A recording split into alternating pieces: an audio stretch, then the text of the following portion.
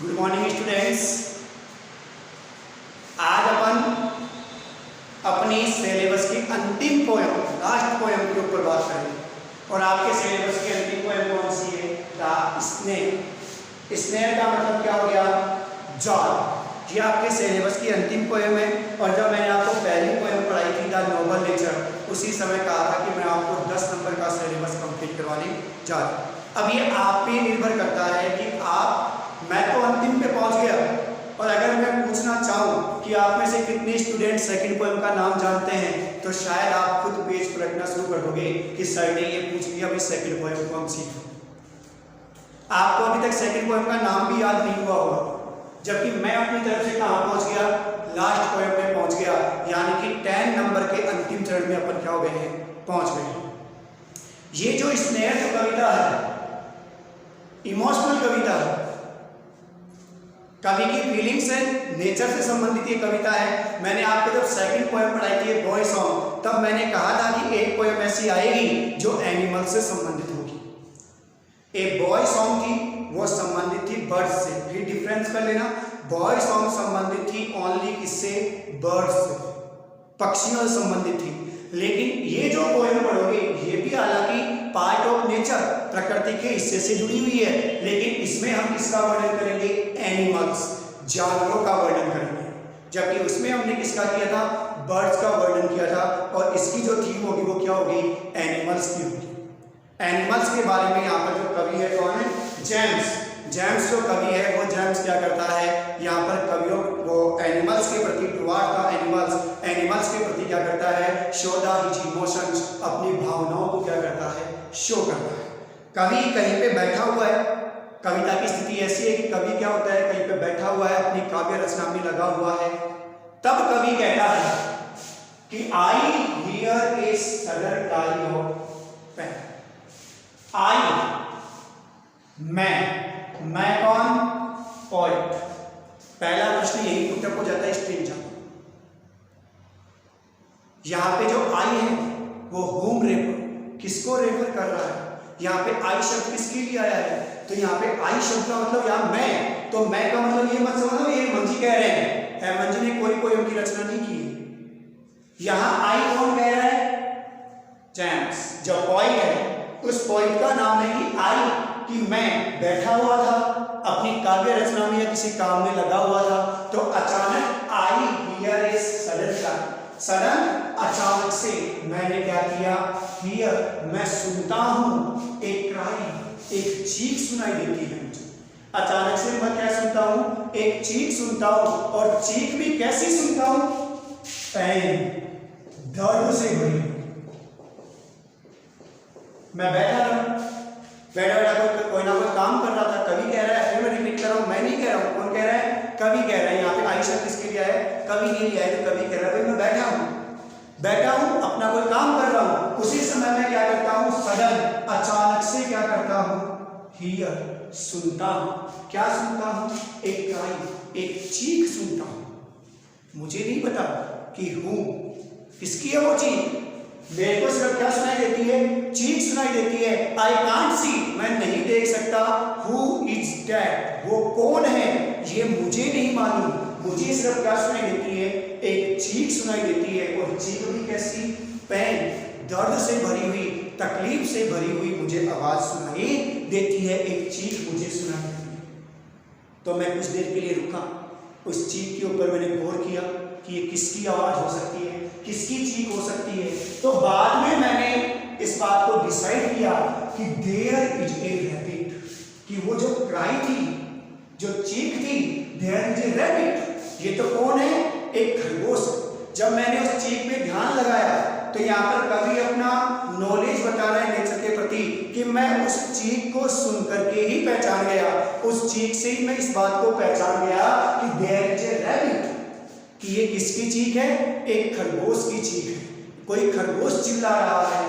और दर्द से भरी हुई क्यों है उसकी चीख? क्योंकि इन्हें स्नेह, दर्द से किस लिए भरी हुई है? क्योंकि इन्हें स्नेह, वो किसमें फंसा हुआ है? ही इज कॉट इन ए स्नेह, उसे जाल में पकड़ा गया है, वो जाल में फंसा हुआ है।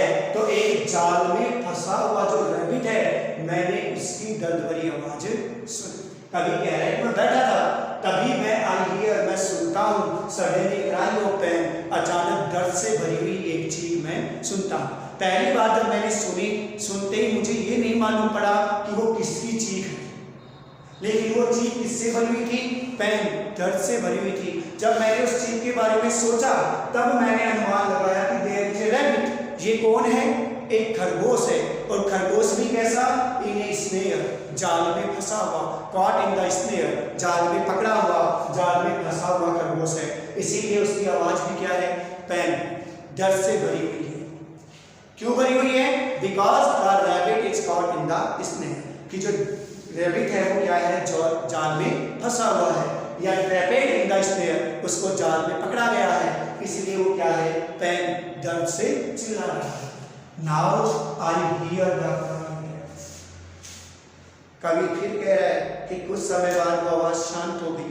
मैं भी शांति से बैठ गया कि भाई चलो कोई बात नहीं, जिसकी आवाज थी वो शांत हो गया, रैबिट बिल्कुल शांत हो गया। लेकिन नाउ, अब जब कुछ समय बाद मैं अपना काम कर रहा था, तो नाउ, अब आई हियर द क्राई, मैं सुनता हूं द क्राई।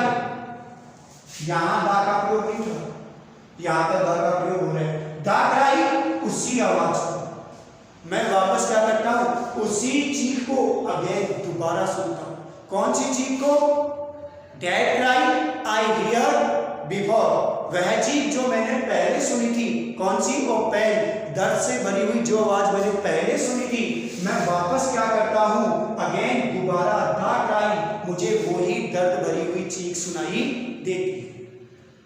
कुछ देर के लिए वो रुक गई थी, लेकिन दोबारा क्या करता हूं? आई हियर, मैं सुनता हूं। द का मतलब वही, क्राई ऑफ पेन, वही दर्द से भरी हुई आवाज मुझे क्या होती है? दोबारा सुनाई देती। और मैं क्या करता हूं? But I can't tell from there, लेकिन आई एम वेरी सॉरी, मुझे इस बात का बड़ा दुख होता है कि मुझे सिर्फ वो आवाज सुनाई दे रही थी। मैं ये भी पहचान रहा था कि ये किसकी आवाज है? रैबिट की आवाज है, लेकिन आई कांट टेल, लेकिन मैं ये नहीं बता सकता कि फ्रॉम वेयर, कि वो कहां से आ रही है। लेकिन मैं ये नहीं बता सकता कि वो आवाज कहां से आ रही है। यहाँ पे प्रश्न बनता है कि वाई, कवि क्यों नहीं बता सकता कि वो आवाज कहां से आ रही है? क्यों नहीं बता सकता? Because he did not know the place, क्योंकि वो उस स्थान को नहीं जानता। Where the rabbit is trapped, जहां पर वो खरगोश फंसा हुआ है, उस जगह को वो नहीं जानता है। उसको सिर्फ आवाज सुनाई दे रही है। तो कवि कह रहा है कि मुझे दोबारा आवाज सुनाई देती है, लेकिन मुझे इस बात का दुख है कि आई कांट टेल, कि मैं ये नहीं बता सकता कि फ्रॉम वेयर, कि वो आवाज कहां से आ रही है। क्यों नहीं बता सकता? क्योंकि I do not know the place, क्योंकि मैं उस स्थान को नहीं जानता। Where the rabbit is trapped, जहां पर वो खरगोश क्या है? फंसा हुआ है। मैं उस स्थान को नहीं जानता, इसलिए मैं उसके बारे में नहीं बता सकता। But I can't tell from there। देखो यहाँ पे पहला स्टेंजा समाप्त हो रहा है, सेकंड स्टेंजा शुरू हो रहा है। लास्ट लाइन को वापस पहली लाइन में यूज कर रहा होता है। जब हम दुख के मारे किसी बात को बोलते हैं, जो विशेष बात होती है, तो हम उसको दो बार कहते हैं। जैसे आपको कोई पूछे क्या तू जयपुर के बारे में जानता है? आप कहोगे नहीं जानता है। फिर आपको दूसरी बार पूछे क्या जयपुर के बारे में जानता है? नहीं जानता हूँ। कोई फिर तीसरी बार पूछे क्या जयपुर के बारे में जानते हो? तो आप कहोगे कौन जानूं, 3 बार बोलते हो। नहीं जानता, कितनी बार बताऊं? तो इसका मतलब वो बात पे जोर दे रहा है, तो वो वापस उस बात पे जोर देने के लिए इस लाइन को रिपीट कर रहा है कि but I can't tell from where, कि लोग मुझसे, आप मुझसे पूछोगे कि भाई आप जाकर के उस रैबिट को छुड़ाया क्यों नहीं? आप आवाज सुन रहे हैं, छुड़ाया क्यों नहीं? तो वो खुद ही जवाब दे रहा है कि मैं क्यों नहीं छुड़ा पाया? क्योंकि I can't tell from where, क्योंकि मैं आपको नहीं बता सकता कि वो खरगोश कहाँ पे है, कि वो आवाज कहां से आ रही थी, ये मैं आपको नहीं बता सकता। क्यों नहीं बता सकता? क्योंकि I do not know the place, क्योंकि मैं उस जगह को नहीं जानता। हाँ, मुझे इतना मालूम है कि ही इज कॉलिंग, कि जब वो पुकार रहा था, वो चिल्ला रहा था, तो मुझे ऐसा फील हो रहा था कि ही इज कॉलिंग, कि वो मुझे पुकार रहा है out for the help. And का मतलब हेल्प, सहायता के। जब वो बार बार दर्द से भरी चीखों में चिल्ला चिल्ला रहा था तो मुझे ऐसा फील हो रहा है कि ही इज कॉलिंग, कि वो मुझे पुकार रहा है, आउट फॉर द एड, मुझे अपनी सहायता के लिए पुकार रहा है। Crying on the crying plate air, और उसकी जो चीखें थी, क्राइंग, वो दर्द से इतनी भयंकर तरीके से चिल्ला रहा था, उसकी जो चीखें थी on the flying plate air, वो क्या कर रहा था, फ्लाइंग प्लेट, वो भयभीत कर रहा था, उसकी जो चीखें थी वो भयभीत कर रही थी किसको, एयर, वातावरण में एक भय को उत्पन्न कर रहा था। उसकी जो चीखें थी अपनी चीखों के द्वारा, क्राइम, उसकी जो चीखें थी, दर्द से भरी हुई जो चीखें थी, वो चीखें क्या कर रही थी, फ्रांक ने भयभीत बना रही थी एयर, वातावरण को क्या कर रही थी, भयभीत बना रही थी, वातावरण को फ्राइंकफुल, भय से परिपूर्ण बना रही थी, एंड मेकिंग एवरीथिंग अफ्रेड, केवल वातावरण को भयभीत नहीं कर रही थी, मेकिंग एवरीथिंग अफ्रेड, प्रत्येक चीज को क्या कर रही थी, भयभीत कर रही थी, कि उसकी जो दर्द भरी जो चीखें थी ना, वो चीखें ऑन द फ्राइंकफुल एयर, उस भयभीत वातावरण के अंदर मेकिंग एवरीथिंग अफ्रेड, प्रत्येक चीज को क्या कर रही थी, भयभीत बना रही थी, कि उसकी आवाज के कारण जो एटमॉस्फेयर था वो भी क्या हो गया था, फियरफुल, भयभीत हो गया था, डरा हुआ हो गया था, और उस वातावरण में प्रत्येक चीज क्या लग रही थी, अफ्रेड, डरी हुई प्रतीत हो रही थी। इतनी भयंकर रूप से उसकी दर्द भरी चीखें क्या हो रही थी, उस वातावरण में गूंज रही थी। लेकिन मुझे इस बात का दुख है कि आई कांट टेल, कि मैं आपको ये नहीं बता सकता था कि वो चीखें कहां से आ रही थी। क्यों नहीं बता सकता था, क्योंकि आई डू नॉट नो, मैं खुद उस स्थान को नहीं जानता था, लेकिन उसकी चीखों से मुझे ऐसा प्रतीत हो रहा था कि कॉलिंग आउट फॉर हेल्प, कि वो मुझे क्या कर रहा है, सहायता के लिए पुकार रहा है। ये आपकी अंतिम पोएम की 2 स्टेंजा कंप्लीट। Thank you.